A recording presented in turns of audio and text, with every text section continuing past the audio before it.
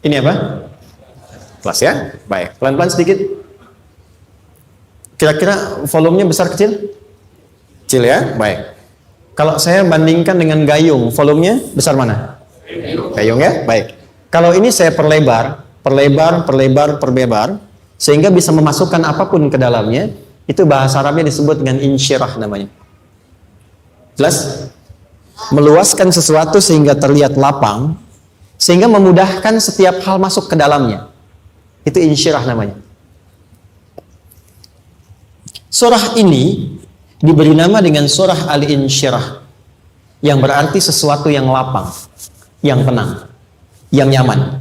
Yang diharapkan dengan keadaan hati yang lapang, nyaman, tenang itu, segala persoalan yang dihadapi dalam kehidupan akan mudah diterima dan tidak berdampak besar dalam menyikapinya. Maka bagaimana kemudian Allah memberikan turunan-turunan petunjuk supaya apa yang diharapkan ini bisa tercapai. Satu, izin mengilustrasikan, saya kasih cerita sebentar. Ada seorang anak muda, kisah ini sangat viral, hampir setiap kita bisa mendapatinya. Datang kepada seorang kakek tua di sisi danau yang jernih sekali airnya. Dia berkeluh kesah tentang persoalannya. Dia katakan, saya punya masalah begini. Berat sekali terasanya. Kakek itu kemudian permisi, dia hanya membawa 2 genggam garam. Kemudian beliau bawa 1 gelas, ilustrasinya seperti ini. Dimasukkanlah kemudian garam itu ke gelas itu. Lalu diambil 1 gelas air yang jernih tadi dengan garam segenggam. Kata beliau, minum. Pemuda itu mengatakan, wah asin, minum aja dulu. Lalu ketika diminum, langsung ditumpahkan. Dia muntahkan asin katanya. Lalu setelah itu kakek yang tadi melepaskan segenggam sisanya, dilempar ke danau tadi yang luas. Lalu diambil lagi dengan gelas yang sama. Sekarang minum. Bagaimana rasanya? Segar, enak, nyaman. Itulah hatimu. Kalau hatimu sempit sesempit gelas ini, maka masalah sekecil apapun akan selalu menghadirkan kesulitan seperti engkau menelan garam tadi. Tapi kalau hatimu luas, sebesar apapun masalah, tidak akan pernah berdampak pada dirimu kecuali engkau mampu menyusun rencana untuk mengatasinya. Kelapangan hati yang membuat diri kita mampu menerima persoalan apapun, itu yang disebut dengan insyirah. Makanya dulu tahun 90-an ada sinetron Hati Seluas Samudra, gitu ya. Saya pernah tahu itu. Sama anaknya diapa-apain juga, oh masih aja ya, menerima gitu. Dulu siapa ya? Jeremy Thomas dan lain-lain, ya. Saya kira ada itu. Ya, saya kira itu ya. Saya pernah lihat sejenak ya. Saya jarang-jarang nonton gitu. Pernah lihat aja. Perhatikan baik-baik. 1, saya agak cepat. Ini ditafsir langsung turun Al-Insyirah. Yang pertama, alam nashrah laka sadrak wa wada'na anka wizrak alladhi anqadha dhahrak. Tahan sampai sini dulu, 3 ayat. Saya mulai dari ayat kedua dan ketiga. Perhatikan baik-baik. Wa wada'na anka wizrak alladhi anqadha dhahrak. Artinya apa? Artinya satu beban yang diletakkan di pundak yang berpengaruh kepada semua bagian tubuh. Kita pernah melakukan atau melihat yang angkat beban ya? Beban kan semakin berat diangkat, semakin terasa ke bagian-bagian tubuh ya, ke semuanya. Nah, itu namanya wizrak alladzi anqadha dhahrak. Beban yang dipikul yang berat sekali sampai semua merasa. Makanya jadi satu ungkapan dengan mengatakan dia sedang memikul beban yang sangat berat. Sampai kepalanya pusing, tidur nggak nyaman, miring kanan, miring kiri. Itu namanya ya alladzi anqadha dhahrak. 1. Saya percepat, akan ada satu masa dalam hidup setiap hamba merasakan satu persoalan yang seakan-akan beban berat yang dipikul sampai merasa kesulitan dari ujung kepala sampai ujung kaki. Siapapun itu. Jujur ya, setiap kita tanyakan pada diri sendiri. Setiap kita yang ada di sini, saya yakin pasti pernah atau bahkan akan mengalami satu peristiwa yang merasakan beban berat sampai seakan-akan ujung kepala sampai ujung kaki merasakan sakitnya. Ada yang sudah mengalami atau bahkan nanti akan ada yang melalui. Perhatikan baik-baik. Teruskan ayatnya. Wa rafa'na laka. Perhatikan. Kalau ada yang sedang merasakan itu, yakinlah kata Allah, pada saat itu sesungguhnya Allah sedang mengangkat derajatnya dan meningkatkan kualitas hidupnya untuk mencapai sesuatu yang istimewa yang belum pernah diraihnya. Dari sini kita buat persamaan ujian tadi kan berbanding lurus dengan harapan, banding lurus dengan solusi nanti pada akhirnya. Fokus. Lulus di sini, insya Allah setiap persoalan akan lebih mudah untuk diatasi. Ujian, seberat apapun yang sedang kita alami, tidak akan pernah diberikan kepada kita oleh Allah, kecuali ternyata hikmahnya untuk mengabulkan harapan-harapan besar yang sebetulnya kita mintakan. Jujur ya, setiap kita kan sering punya permohonan ya, sering berdoa ya, ya Allah minta ini, minta itu, minta ini, minta itu, gitu kan? Nah, cara Allah mengabulkan harapan kita itu, yang pertama, jalurnya lewat ujian. Karena semua kesuksesan itu, desain dasarnya adalah melewati ujian. Coba, anak-anak kita yang sedang sekolah itu, apa mungkin diwisuda dengan penuh kebahagiaan kalau nggak mengalami ujian? Hah? Lewat ujian dulu kan? Dia belajar dulu, ujian dulu, ngatasin soal dulu, lulus, baru wisuda. Apakah mungkin akan dapat IPK 4 yang diharapkan kalau tidak mengalami ujian? Belajar dulu, ya kan? Ada waktu, sempat dia bangun malam, siang, dan seterusnya belajar, keringat dan sebagainya, baru bahagia kan? Dan ternyata belajar itu untuk diwisuda. Sebab kalau kita tidak belajar, mustahil dapat wisuda. Kalau tidak lewat ujian, mustahil dapat ijazah. Karena ternyata harapan itu, hukum dasarnya dalam berkehidupan, bisa diraih dengan melewati ujian. Ini poinnya. Jadi mohon, kalau sedang mengalami sebuah peristiwa dan kita harus menghadapi itu, coba renungkan, sebetulnya pernah berdoa apa sampai kita mengalami itu, sehingga dengan jalan itulah sebetulnya Allah ingin mengabulkan harapan yang dulu pernah kita mintakan. Jelas? Oke, satu. Yuk turunkan rumus ya pelan-pelan. Quran surah kedua ayat 286. Ini kesini dulu, baru nanti kita balik lagi. 2 Al-Baqarah ayat 286. La yukallifullahu nafsan illa wus'aha. Tahan sampai sini. Lihat baik-baik. Hukum yang pertama. Hukum pertama. Allah tidak mungkin menguji seorang hamba di luar batas kemampuannya. Jadi kaidah yang pertama tadi, kalau kita sedang diuji, sebetulnya ada harapan dan doa yang pernah kita mohonkan dan Allah ingin mengabulkan itu, jalan pertama adalah ujian. Tapi adilnya Allah tidak akan pernah kita diuji kecuali sesuai dengan kemampuan kita. Jadi kalau nggak mampu, nggak mungkin diberikan ujian. Ingat ya, kalau tidak mampu, tidak mungkin diberikan ujian. Artinya harapan yang kita mohonkan pun akan sesuai dengan kemampuan kita. Jadi kalau kita minta sesuatu nggak mungkin bisa menggunakannya, nggak akan dikasih. Nah, balik ke sini untuk memberikan ketenangan kepada hati kita. Kalau sedang menerima persoalan, setelah kita mengatakan, oh ini mungkin ada harapan yang ingin saya dapatkan, jalannya lewat sini. Untuk memberikan ketenangan kepada hati, begitu persoalannya tiba, langsung katakan pada diri kita, saya pasti bisa menjalaninya. Mustahil saya diuji kalau nggak mampu menjalaninya. Itu bahasa singkatnya. Ingat ya, kalau ingin mudah menyelesaikan persoalan, kata Quran, setiap ada ujian, langsung katakan pada hati kita, insya Allah bisa. Gak mungkin saya diuji kalau saya nggak sanggup. Jelas? Dan tanamkan itu pada hati yang paling dalam. Ini nggak mudah. Kalau cuma disimpan di pikiran, jadi beban. Tapi kalau Anda tanamkan dalam hati, seberat apapun masalahnya, pasti saya sanggup, pasti saya bisa. Pernah lihat dulu ada acara 90-an Benteng Hattori? Benteng Takeshi ya? Takeshi ya, gitu kan artinya kan bisa jawab ya. Kita tahu Ninja Hattori mendaki gunung lewati lembah ya tahu ya. Son Goku, Son Gohan, saya tahu itu. Son Goku, Kamehameha, Piccolo itu yang nulisnya Suzuki Watanabe, saya tahu itu. Benteng Hattori, balik lagi ya. Benteng Takeshi ya. Puncaknya kan main pakai itu kan, pakai tanknya dan sebagainya. Tapi pernah ingat gak satu episodenya itu? Begitu akan bertarung, kan selalu ada motivator di sampingnya itu mengatakan, ayo, kamu bisa, gitu kan? Wah, namanya. Dia nggak ngaji Quran tuh. Kita punya ayatnya.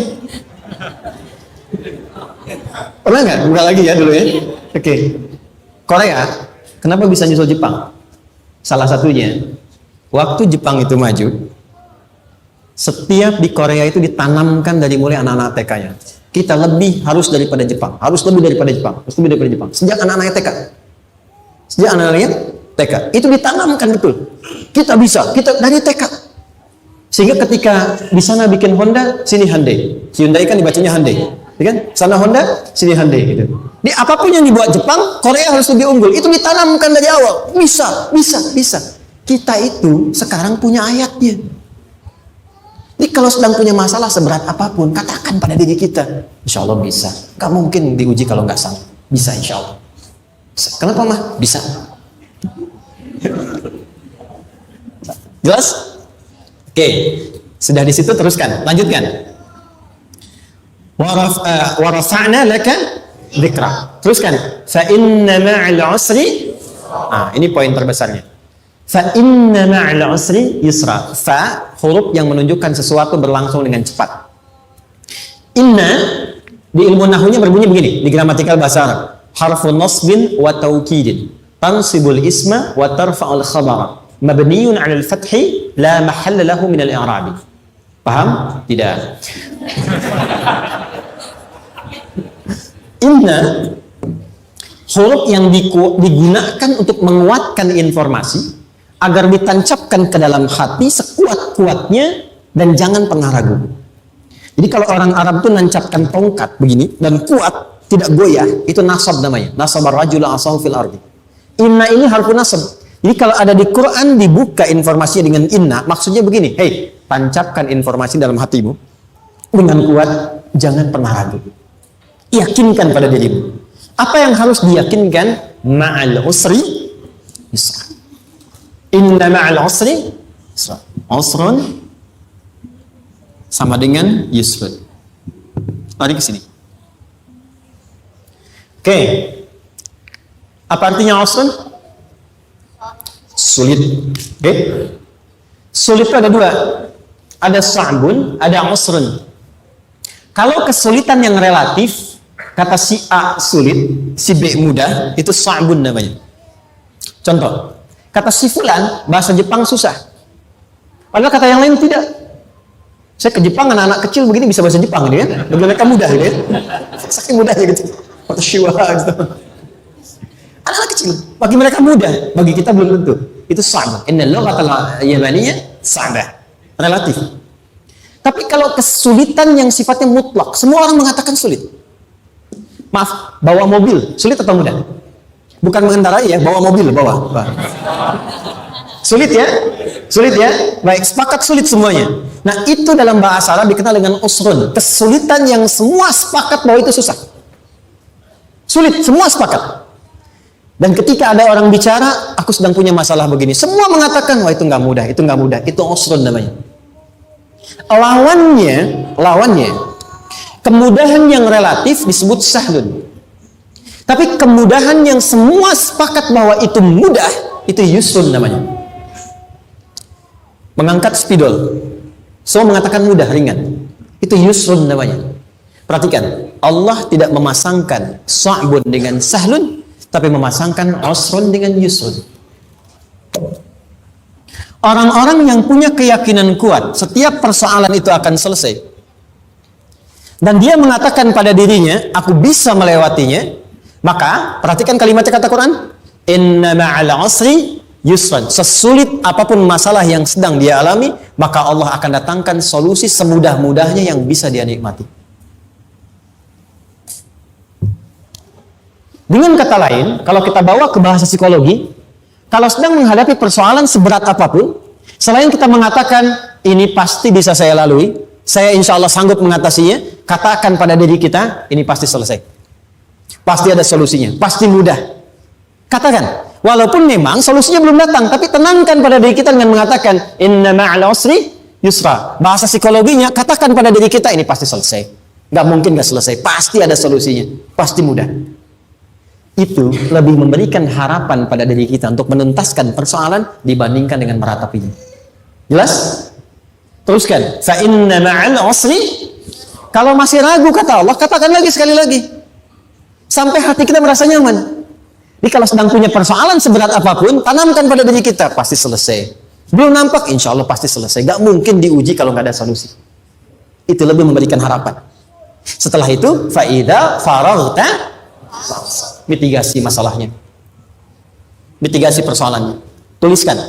Ini masalahnya apa? Rumah tangga. Apa saja misalnya, dia ada suami, ada istri, ada anak-anak. Masalah ada di mana? Kadang-kadang menangnya jadi kusut karena satu-satu nggak segera diselesaikan. Maka kata Al-Quran, faida faraghta. Satu-satu mitigasi dulu. Satu masalah di sini, lihat di suami, lihat di istri. Kalau pekerjaan, masalahnya apa? Sebelum bercabang kemana-mana, petakan. Apakah rekanannya? Apakah relasinya? Apakah kemampuannya? Apakah manajerialnya? Apakah marketingnya?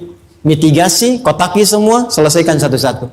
Setelah itu, apa yang dilakukan? Wa ila rabbika, tawakal sepenuhnya kepada Allah untuk menentukan hasilnya. Tawakal itu yang paling mahal.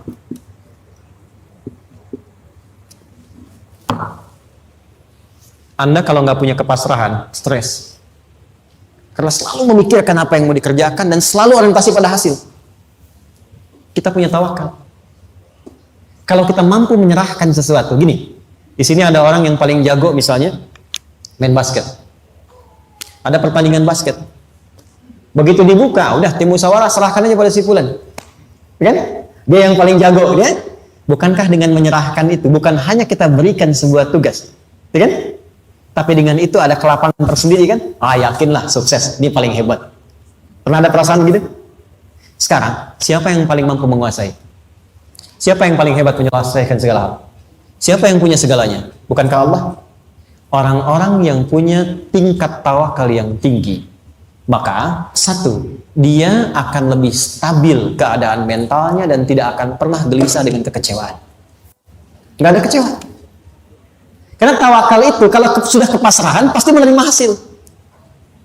Kalau sudah tawakal, terserah Allah tetapkan apa saja. Mau dapat sekarang, dapat besok, dapat nanti. Puncak yang paling tinggi, tugasmu hanya berikhtiar semampu yang bisa dilakukan. Selanjutnya, biarkan Allah menetapkan apa yang menjadi bagian dari maslahat kehidupan kita. Saya tutup. Cara Allah menjawab harapan kita ada 3. 1. Memberi langsung apa yang kita mintakan. 2. Menunda itu sampai kita siap menerimanya. 3. Mengganti apa yang kita inginkan dengan apa yang kita butuhkan. Saya ulang ya. 1. Memberi langsung apa yang kita mohonkan. Misal, ya Allah saya ingin A misalnya. Anak saya pengen ke ITB. Tapi nggak mungkin tiba-tiba langsung masuk ITB kan? Pasti lewat ini dulu kan? Ada ujian dulu. Ikut tes dan seterusnya diterima. Sesuai. 2. Kadang menunda sesuatu sampai dia sanggup menjalaninya. Anda punya anak usia 5 tahun. Pengen diberikan motor. Anda mampu untuk memberi motor. Dikasih nggak? Tidak. Sampai dia sanggup mengendarai motor, baru Anda berikan. Terkadang ada yang kita minta sekarang, tidak didapati sekarang. Tapi ternyata tahun depan kita dapat. Kita harus sadar bahwa anugerah yang kita dapatkan tahun depan itu sebetulnya adalah hasil doa kita di tahun ini. Pernah dengar nggak kisah viral? Nabi itu berdoa, baru dikabulkan setahun setengah. Setahun 6 bulan. Padahal itu Nabi loh. Kiblat pertama kita kemana? Palestina kan? Baitul Maqdis kan? Nabi berdoa, mohon terus nengok ke langit. Al-Baqarah 144, minta, jawabannya turun setelah setahun setengah, setahun 6 bulan. Ada yang mengatakan di tafsir setahun 8 bulan, baru dikabulkan setelah setahun setengah. Padahal kurang soleh apa Nabi? Nabinya siap, mungkin umatnya yang belum siap. Nabinya siap, tapi ada tantangan di masyarakat yang tidak mudah, yang mungkin bisa meruntuhkan dakwah, baru dikabulkan setahun setengah. Ketika semua umatnya sudah bisa siap menerima itu. Boleh jadi apa yang diminta orang tua sekarang terkabulnya mungkin belasan puluhan tahun pada anaknya yang nomor sekian. Tahu Imam Syafi'i? Imam Syafi'i itu kan nama aslinya Muhammad. Bapaknya Idris. Kakek yang ke atas yang ketiga namanya Syafi'i. Kenapa disebut Imam Syafi'i? Dinisbatkan pada kakek yang ke atasnya. Ternyata kakeknya ini seorang ulama besar, saleh, memohon kepada Allah. Setiap di keturunannya ada yang bisa menggantikan lebih soleh, lebih baik lagi. Ternyata yang didapatkan bukan dari anaknya, tapi generasi keturunan yang kesekian. Anda belum sekarang bisa hafal Quran. Misalnya, Anda bermohon, berdoa, boleh jadi yang hafal, mungkin bukan di anak, bisa di cucu, bisa di bagian keluarga yang lain. Maka terkadang tawakal itu tidak hanya memberikan hasil yang cepat, tapi memberikan keindahan yang terasa tertunda, tapi melengkapi kebahagiaan yang dirasakan. Penutupnya, boleh jadi minta ke ITB, diterimanya di Unpad. Minta motor, dapatnya mobil, kalau itu senang luar biasa. Minta mobil, dapatnya motor, kan? Ternyata kadang-kadang bisanya yang terakhir, saya tutup, Allah mengabulkan apa yang kita butuhkan, bukan apa yang kita inginkan. Anak Anda sakit, dibawa ke dokter, kata dokter jangan dulu makan jeruk. Maka Anda pulang, dia minta jeruk, Anda berikan apel. Saya nggak mau apel mah, saya pengennya jeruk. Nggak apa-apa nah, ini apel rasa jeruk misalnya kan? Anda berikan. Ternyata apa? Bukan ingin menyakiti dan tidak mengabulkan keinginan anak, tapi lebih memberikan apa yang dia butuh. Kadang-kadang maaf ya, teman-teman mintanya proyek A, udah capek, di situ nggak dapat, dapatnya di yang lain. Teman-teman, itu Allah berikan sebetulnya hasil ikhtiar Anda yang sebelumnya. Cuma dikasih yang lebih baik, yang tidak Anda pernah bayangkan maslahat. Jelas sampai sini?